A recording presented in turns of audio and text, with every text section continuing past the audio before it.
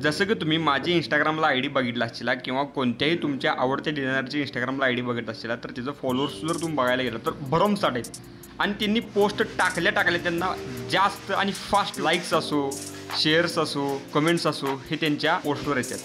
तर ते कसं काय येतात, त्याच्या काही पाठीमागे ट्रिक आहे काय किंवा काय स्ट्रॅटर्जी आहे, तर तीच आज मी तुम्हाला माझी संपूर्ण स्ट्रॅटर्जी तुम्हाला समजून सांगणार आहे. आज आपण आपली डिझाईन इंस्टाग्रामला कशा प्रकारे व्हायरल करायची हे आज आपण बघणार आहे. तर त्यासाठी मी 4 पॉईंट्स काढल्यात. मी त्यातला तिसरा पॉईंट हा मल्टिपल सेक्शन लेवलचा असणार आहे आणि चौथा पॉईंट जो आहे तर तो सगळ्यात IMP पॉईंट आहे. ओके, सगळा IMP आहेतच सोडा, पण चौथा जो पॉईंट आहे तर तो व्हेरी IMP आहे. तर त्यासाठी आज शेवटपर्यंत बघा.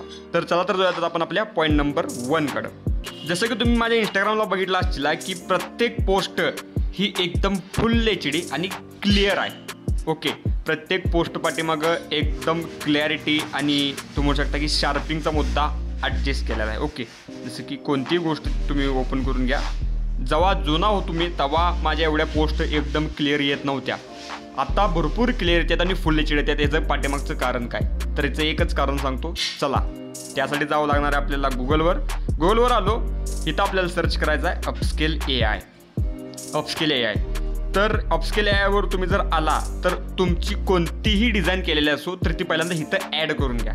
इथं ॲड करून घेतल्यानंतर मग ती डाउनलोड करा इझिलीरित्या आणि तेव्हा जर तुम्ही ती इंस्टाग्रामला सोडला तर तुमची कोणतीही पोस्ट एकदम खतरनाकरित्या आणि फुल HD आपल्या ऑडियन्सपर्यंत जाईल आणि त्याचा व्हायरल होण्याचे चान्सेस हे भरपूर असतात. हे एक गोष्ट लक्षात ठेवा.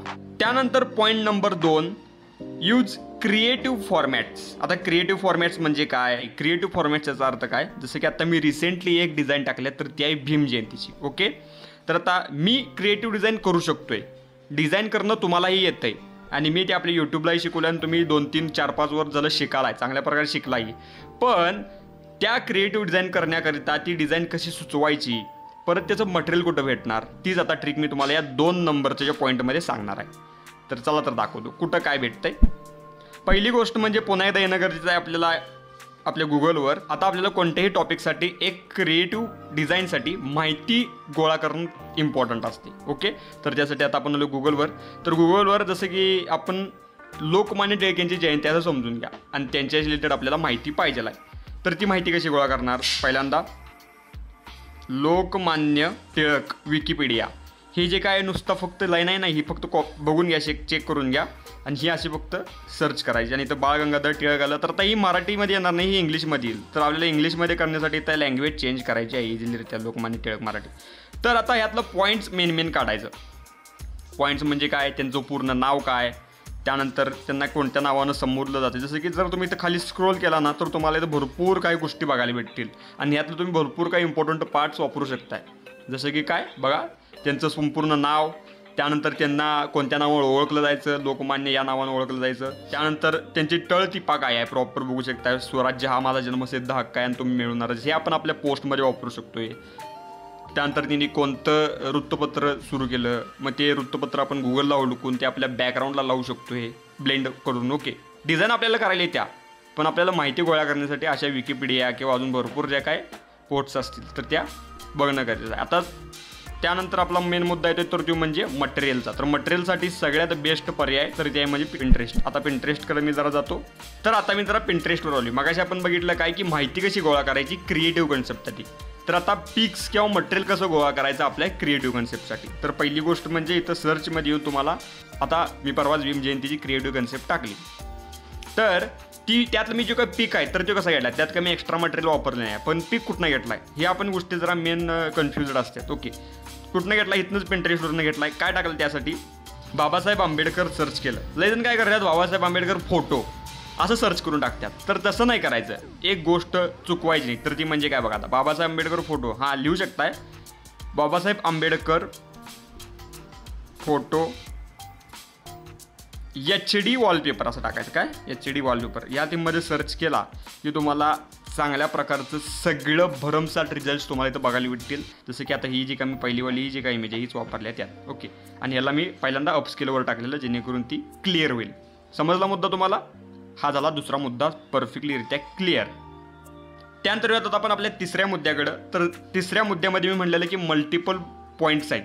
आणि ते हा पण मुद्दा भरपूर इम्पॉर्टंट आहे. तर म्हणजे काय, मल्टिपल पॉईंट्स किती आहेत बघा. पहिली गोष्ट म्हणजे पोस्ट कन्सिस्टन्सी. पोस्ट आपल्या कन्सिस्टंट आपल्याला टाकणं गरजेचं आहे. जसं की कायम ॲक्टिव्ह असणं आपल्या इंस्टाग्रामला गरजेचं आहे. जर ग्रोथ पाहिजे असेल तर, व्हायरल आपली जर पोस्ट पाहिजे व्हायची असेल तर आपल्या चॅनलचं पहिल्यांदा रीच वाढवावं लागणार. रीच वाढवलं की मग इंस्टाग्रामला कळेल की बाबा जो काही हो क्रिएटर आहे ह्याच्यात 100% काहीतरी दम आहे. त्यानंतर दुसरी गोष्ट टायमिंग. आपल्या पोस्ट अपलोड करायला टायमिंग पाहिजे. लई जण करतात 12, 1, रात्रीचं 2, 3 असं नसते. कारण का आता आपलं शेड्यूल असते 100% संध्याकाळीच असते रात्रीचं. पण काय अडचण नाही. बघा मी टाईमचं शेड्यूल सांगतो तुम्हाला, लक्षात ठेवा, नोट करून ठेवा. टाईमचं सकाळी 8:20च्या नंतर तुम्ही पोस्ट करायला चालत्या ते 10:30पर्यंत. 10:30 नंतर प्रॉपर इकडे तिकडे जात्यात स्टुडंट्स किंवा शाळा बिळा असतात. आता मे महिना चालला त्यामुळे काही विषय नाही, पण जेव्हा मुलांची शाळा असत्या तेव्हा तिथं ते अवॉइड करायचं 10:30च्या पुढं. आणि संध्याकाळी 4:30 म्हणजे 4:30च्या पुढं ते 8:15पर्यंत. म्हणजे जसं की आता शाळा सुटण्यात आपलं टार्गेटेड ऑडियन्स तेच आहे, ओके, यूथच आहे. तर त्यामुळं संध्याकाळचं काय 4:30 ते 8:15पर्यंत. 8:15च्या पुढे गेलं तरी चालेल, पण लय लेट केला तर मग त्या पोस्टला रीच जाणार नाही. लय जण झोपी जातात, त्यामुळं मग कोण बघणार नाही. मग सकाळी उठून बघायला गेलं तर ती पोस्ट जी काय असेल तर ती डाऊन गेलेली असते. इतपत विचार करावा लागतो. त्यानंतर तिसऱ्या मुद्द्यातला तिसरा पॉईंट, ॲड स्टोरी. तुम्ही फक्त कायम अपडेट देत चला स्वतःबद्दल. कुठं आहे मी, काय आहे प्रॉपर, काय काय केलं आज काम, तीन सगळं स्टोरीच्या इंस्टा स्टोरीच्या स्वरूपात अपडेट द्यायचं. चौथा मुद्दा आपला टार्गेटेड ऑडियन्स. टार्गेटेड ऑडियन्स सोडून तुम्ही कोणताही बाहेरचा मुद्दा सिलेक्ट करायचा नाही डिझाईन करण्यासाठी. जर केला तर मग तुम्हालाच प्रॉब्लेम होईल. अजिबात लाईक जाणार नाहीत. म्हणजे फ्लक्च्युएट व्हायचं नाही. जसं की आज आपण टाकलं वेगळं काहीतरी आणि उद्या आपण व्हिडिओ एडिटिंगकडे चाललोय, परवा आणि बॅनर एडिटिंग ठरवा आणि काहीतरी वेगळंच, असं नाही करायचं. सेम एकच टॉपिक ठेवायचा, संपूर्ण त्या सेम टॉपिकचं संपूर्ण आपलं इंस्टाग्राम फीड भरलं पाहिजे. आता सगळ्यात मेन मुद्दा येतोय, सगळ्यात महत्त्वाचा टॉपिक, चौथा टॉपिक तुम्ही तुम्हाला IMP सांगायला चाललोय. तो म्हणजे सगळ्यात मेन म्हणजे हॅशटॅग्स. आता मी त्या हॅशटॅगचा वापर करून कितपत ग्रोथ निर्माण केल्या हे मलाच माहिती आहे प्रॉपर. जसं की रिसेंटली मी एक पोस्ट टाकलेली या थीममध्ये बघू शकताय. तर ही प्रॉपरली त्या वर्ल्ड कप हारलेल्या पोस्ट पडलेली. त्या थीममध्ये जरा सॅच्युरेटेड वातावरण होतं, काय अडचण नाही. पण सगळ्यात मेन रोल प्ले करला हॅशटॅगनं. हॅशटॅग विराट कोहली आणि रोहित शर्मा यांचा हॅशटॅग मी चांगल्या प्रकारे लावलो. ओके, आता हे हॅशटॅग कुठनं लावायचा, 30 एकूण हॅशटॅग लावायचं असेल. 30च्या वर चालत नाही, 30च्या कमी लावायचं नाही, कारण का आपल्याला आपलं लाईक पाहिजे. त्यामुळे 30 परफेक्टलीरित्या लावायचं हॅशटॅग. आता कसं लावायचं ही संपूर्ण पोस्ट आहे. जसं की आता तुम्हाला काहीतरी मुद्दा आला, जसं की आता भीम जयंतीचा मुद्दा आहे. आता भरपूर चांगल्या प्रकारे सॅच्युरेटेड मुद्दा आहे, प्रॉपर भरपूर व्हायरल होऊ शकते डिझाईन. तर त्या डिझाईनवर कशा प्रकारे हॅशटॅग लावायचं ही मी आता तुम्हाला ट्रिक समजावून सांगतो. चला, आपल्या पुन्हा एकदा गोल लावलोय आपण. इथं भीम जयंती टाकायचं. भीम जयंती टाकला, त्यानंतर इथं पुढं काय लावायचं, हॅशटॅग्स. आता कुठलं घ्यायचं ते पण मी तुम्हाला समजून सांगतो. इथं तुम्हाला पहिल्यांदाच बेस्ट हॅशटॅग नावाची एक वेबसाईट बघायला भेटेल. ह्यातला 1 नंबरचाच हॅशटॅग घ्यायचा आहे. आता तुम्हाला मल्टिपल हॅशटॅग दाखवतील, बघू शकता इथं मल्टिपल हॅशटॅग दाखवतील. तर यातला 1 नंबरचाच हॅशटॅग घ्यायचा आहे आणि जो मेन मुद्दा आहे तोच सर्च करायचा. आता भीम जयंतीचा मुद्दा आहे ना, भीम जयंती सर्च करायचा. बाबासाहेब आंबेडकर आणि हॅशटॅग असं केला तर मग ते चालणार नाही. ही एक गोष्ट लक्षात ठेवा. रामनवमी आली, रामनवमीच हॅशटॅग सर्च करायचा. तिथं श्रीराम हॅशटॅग असं चालणार नाही. ओके, ही एक गोष्ट लक्षात ठेवा. मी हे कॉपी करायचं प्रॉपरली. ते आपली जी काय इंस्टाला पोस्ट असत्या ती आपण सगळ्यात मी ज्या काही गोष्टी सांगितल्यावर हाय क्वालिटी अपडेट, त्यानंतर क्रिएटिव्ह सेक्शन असेल, त्यानंतर मग टायमिंग, कन्सिस्टन्स, ॲड स्टोरी या सगळे केल्यानंतर मग हॅशटॅग लावला की तुमची डिझाईन 100% व्हायरल होणार. आणि माझी गॅरंटी आहे की मी यात सगळ्या ट्रिक वापरून आत्तापर्यंत इथंपर्यंत आलो आहे. तर नक्कीच तुम्हाला आजचा व्हिडिओ पटला काय आणि आवडला काय, आजच्या व्हिडिओमधनं 100% तुम्हाला काहीतरी नवीन शिकाय भेटलं काय, कमेंट करायला नक्कीच विसरू नका. आणि त्याचबरोबर आजच्या व्हिडिओला भरमसाठ लाईक करा.